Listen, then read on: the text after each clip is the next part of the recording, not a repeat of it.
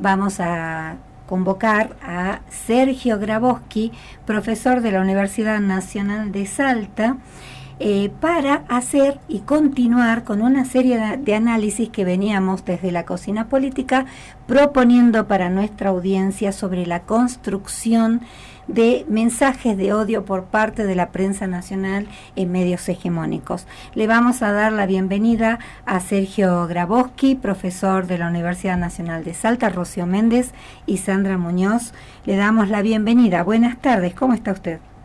Buenas tardes, ¿qué tal, Rocío, Sandra? Acá bien, un saludo a toda la audiencia. Bueno, es un gusto tenerlo acá. Venimos desde el mes de julio tratando de indagar cuál es el papel de la prensa en este momento, ¿no? Porque parece que se mezcla todo. Acá hay 3 comunicadoras en esta mesa de trabajo de la Patriada Salta. Y tenemos grandes interrogantes con relación a lo que está sucediendo a nivel nacional, pero también lo que está sucediendo con el periodismo a nivel local, ¿no? A ver si comparte con nosotros esta mirada. Hay como una crisis de identidad acerca de cuál es la finalidad del periodismo. Iniciamos con esa pregunta. ¿Le parece que es así? Haber una crisis moral, si quiere, ética, me parece mejor. Lo que entiendo desde el análisis de lo que está pasando en la actualidad es que tiene más importancia por allí lo mediático y el espectáculo que el compromiso con la información, con la verdad.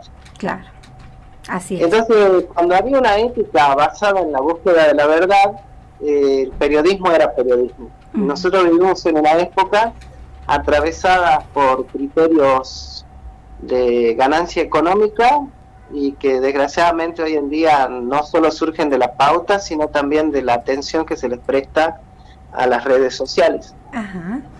Y ahí se arma un combo bastante complicado, ¿no? Sí, totalmente. Es decir, cuando el periodista transforma su trabajo en lugar de un compromiso por informar, en una búsqueda de un clic, de un beneficio monetario que obviamente es lícito, ¿no? Pero que debería plantearse dentro de cierto marco profesional, aunque sé que ese término está en discusión siempre, ¿no? Cuando hablamos de periodismo, sí. Pero más que profesional, para allí se trata de plantear una ética, ¿no? Del rol del periodista.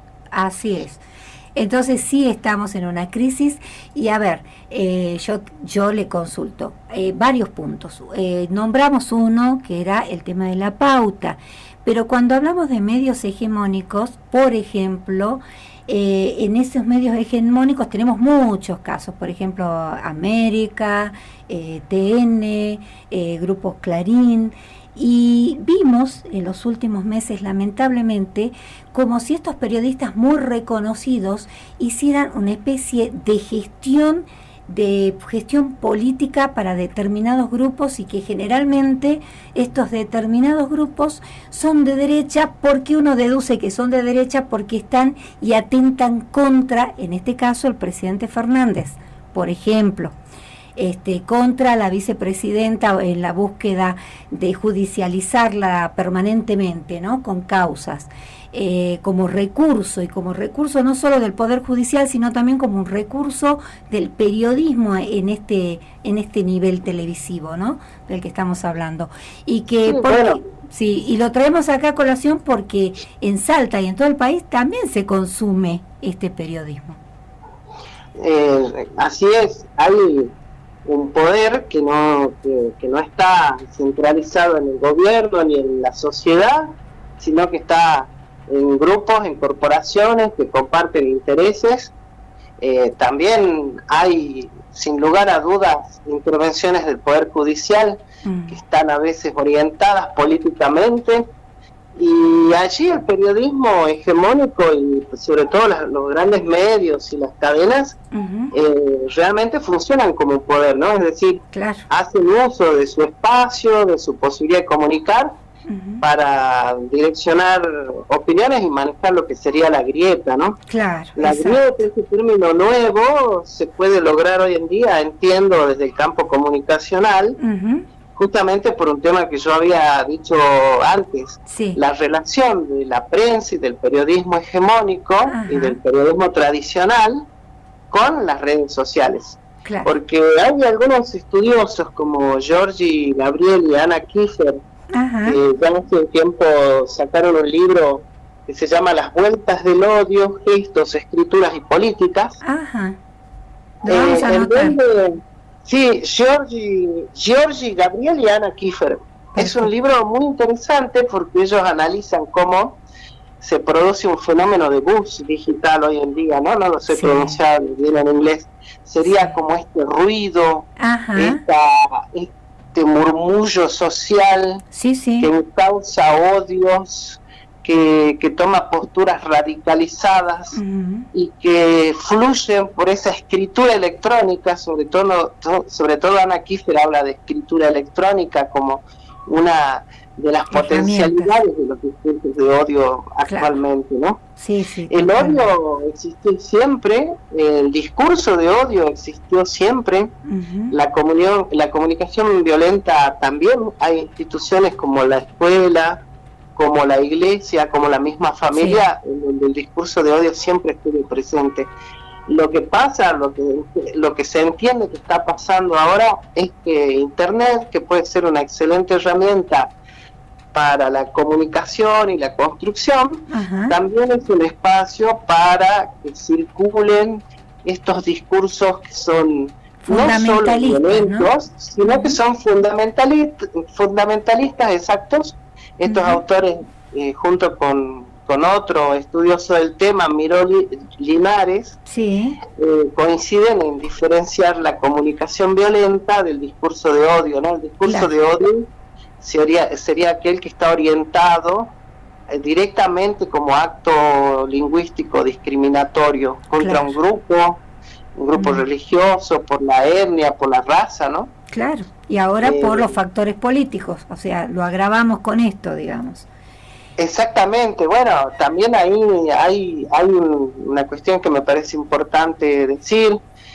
La comunicación contemporánea no se basa en la argumentación, no busca Claro, sostener argumentos, sino que apela a lo afectivo, a lo a lo emocional. emocional, sí. Igual que las campañas políticas, ¿no te parece, Sergio? O sea, estamos Totalmente. utilizando recursos de campaña política en lo comunicacional, en el objetivo Totalmente. comunicacional.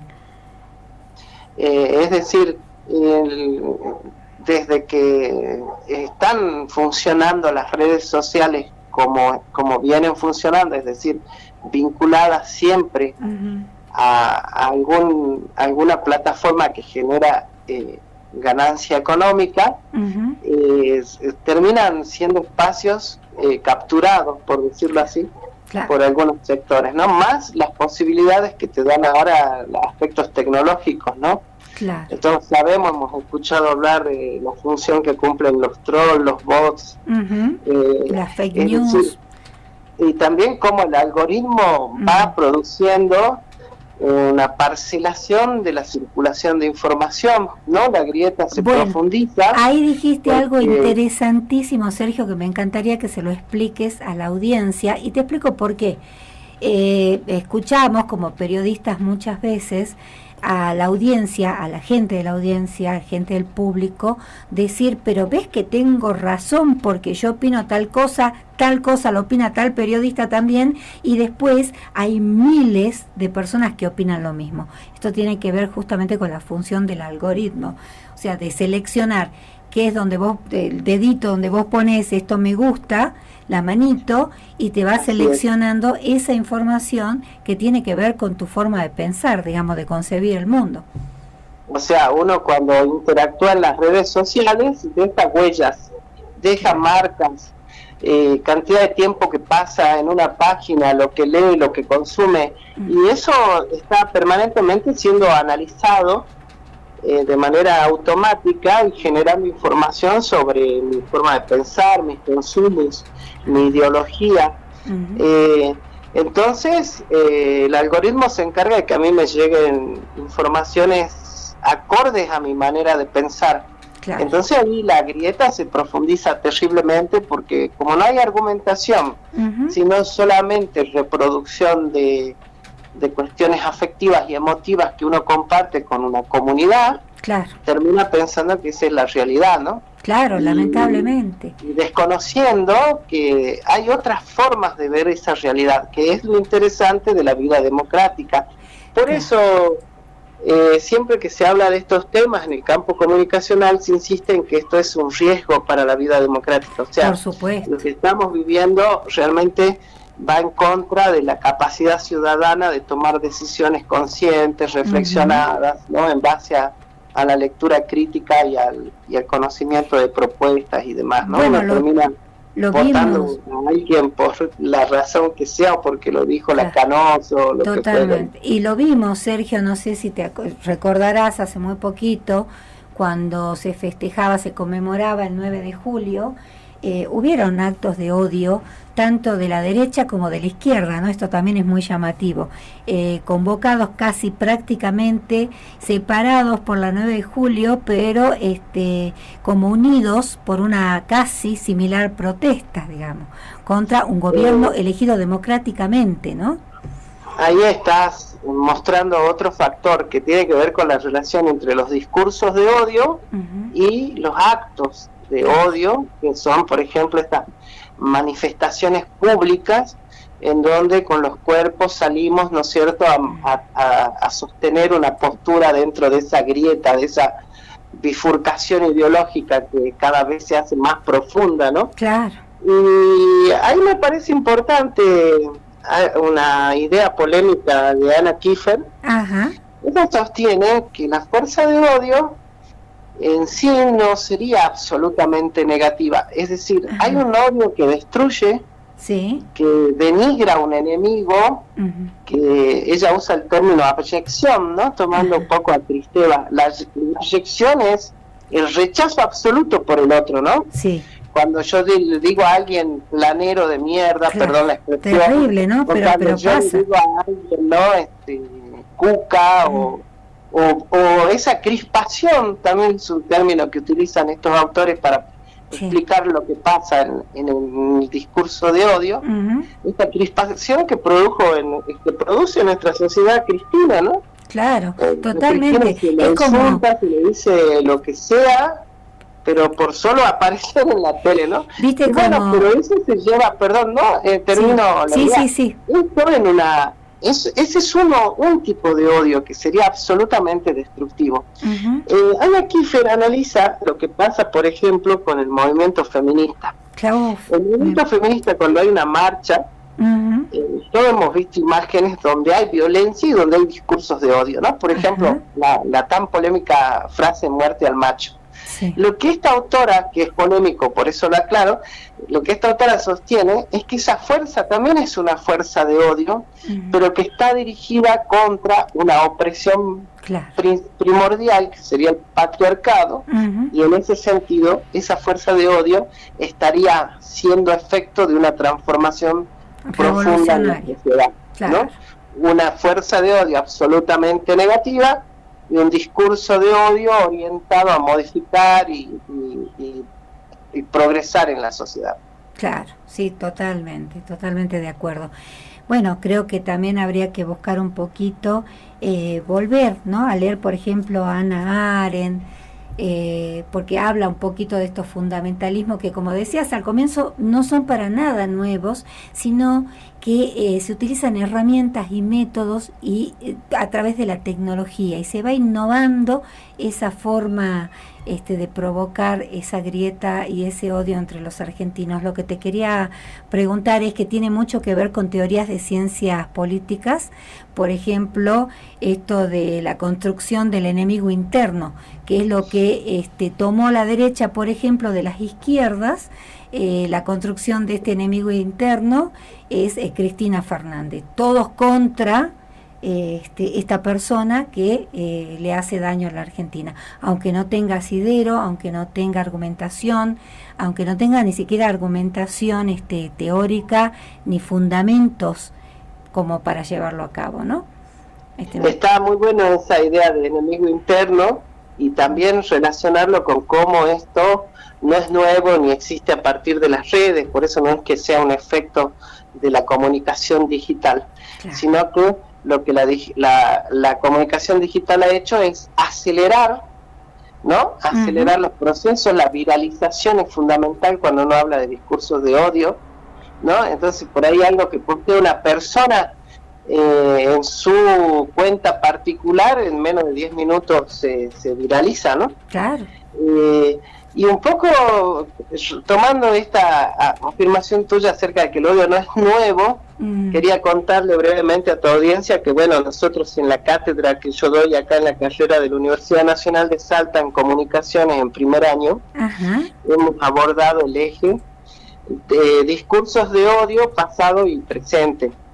Entonces estamos analizando en la literatura, en El Matadero, libro de los orígenes, ¿no?, de la literatura colonial argentina, exactamente, cómo se fue construyendo el discurso de odio, que en ese momento obviamente sin redes ni nada aparece reflejado en una producción de un intelectual de la época, ¿no? Claro. Así podemos analizar el discurso de odio y también este efecto grieta, si querés llamarlo así, entre unitarios y federales, ¿no? Y también cómo se mira al otro, cómo se construye al otro como alguien totalmente deleznable, ¿no? Totalmente. Y después, siguiendo con toda esta historia de construcción de discurso de odio en Argentina, también en la cátedra estamos leyendo Cabecita Negra de Germán Rosselmayer. Creo que el peronismo ha sido un momento histórico en el cual la sociedad porteña en particular, pero en general toda la sociedad, reconoció la existencia de la diferencia, y con ese mote de cabecita negra, se posicionó al otro en ese lugar del objeto a odiar, ¿no? Claro, o descamisado también, ¿no? Es muy simbólico esto, cabecita negra o descamisado. Así es. Cabecita negra. Alejandro Grimson analiza cómo el peronismo a descamisados lo termina transformando, se termina apropiando el peronismo del concepto de descamisado como algo positivo. En cambio, con el concepto de cabecita negra no se hizo el mismo efecto de apropiación discursiva del mote cabecita negra, ¿no? Y creo que hasta el día de hoy sigue funcionando con un valor negativo, ¿no? Claro, sí, totalmente.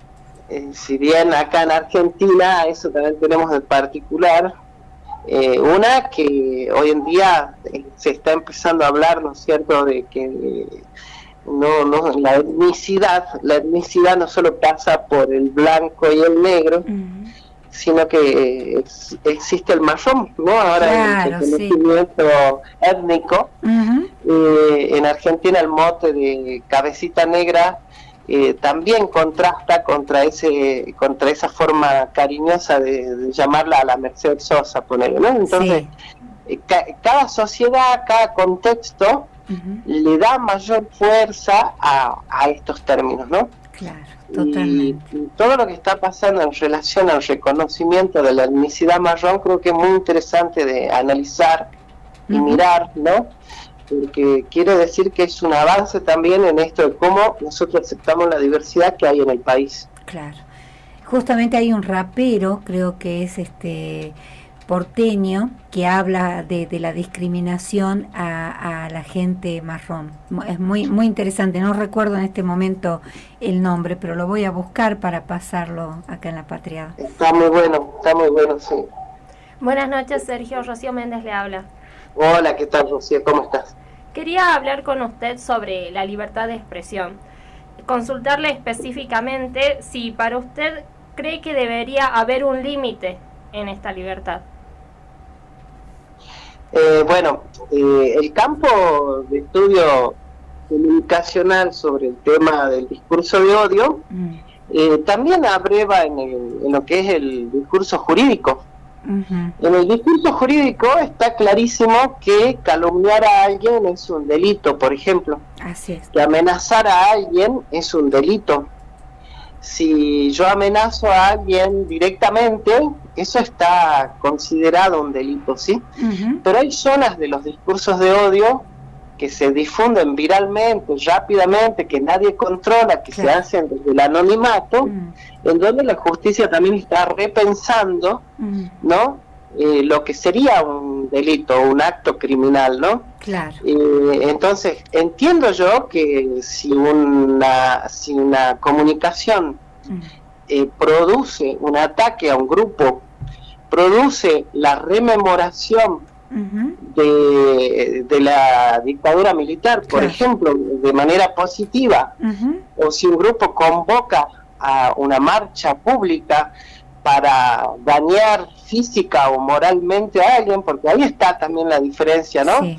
Un acto violento no solamente es físico, no solamente puede ser considerado cuando produce daño en la persona. El daño moral que se inflige a las personas es muy serio. Es serio. Lo que pasa, que bueno, ya sabemos que también hay una ley que por justamente defender el derecho a la opinión pública hace que las personas políticamente expuestas tengan que soportar por allí todo tipo de injurias y calumnias, ¿no? Totalmente, y es lo que vemos cotidianamente, lamentablemente, ¿no? Es un tema muy interesante porque, como les decía, en el campo jurídico se está estudiando, se está pensando toda esta cuestión, y es un verdadero problema, ¿no? Cómo definir qué acto merece ser penado y cómo poder controlar eso, ¿no? No está todavía resuelto, es un problema nuevo, así como la comunicación digital en sí misma es nueva, novedosa. Claro, sí, es un mundo por explorar todavía, ¿no? Y además, cuando durante el gobierno de Macri se canceló prácticamente ese proyecto de ley de medios que surgió durante un gobierno peronista, progresista como el de Cristina Fernández, ¿no? Totalmente. Que justamente quería abordar algo que es muy importante dentro de la estructura democrática de nuestro país. Pero bueno, quizás tenga que ver también con esos aspectos fundacionales, ¿no? De los cuales somos hijos, somos víctimas y somos partícipes también de alguna manera. Eso de ser hijos de una colonia, esa colonia que de alguna manera, acá me piden que tenemos que ir a una pauta, pero Sergio, me parece que nos quedó mucho para seguir hablando, así que si estás de acuerdo, vamos a convocarte en otra oportunidad para seguir profundizando estos temas que son importantes para la sociedad en todo su conjunto. Sí, cómo no, buenísimo. Ha quedado mucho por hablar, es un tema súper interesante y acá dispuesto a seguir en contacto. Bueno, Sergio Grabowski, fue un placer para nosotras tenerte en la mesa de la Cocina Política. Te enviamos un fuerte abrazo desde acá. Dale, muchas gracias, un saludo para toda la audiencia. Hasta luego. Bueno, estábamos en contacto con Sergio Grabowski, magíster en Ciencias Sociales, profesor en Letras, especialista en Educación, recibido en Flaxo, profesor adjunto en la Cátedra de Comprensión, Producción de Textos de Ciencias de la Comunicación de la Universidad Nacional de Salta. Ahora sí. FM La Patriada Salta. Estamos donde estás.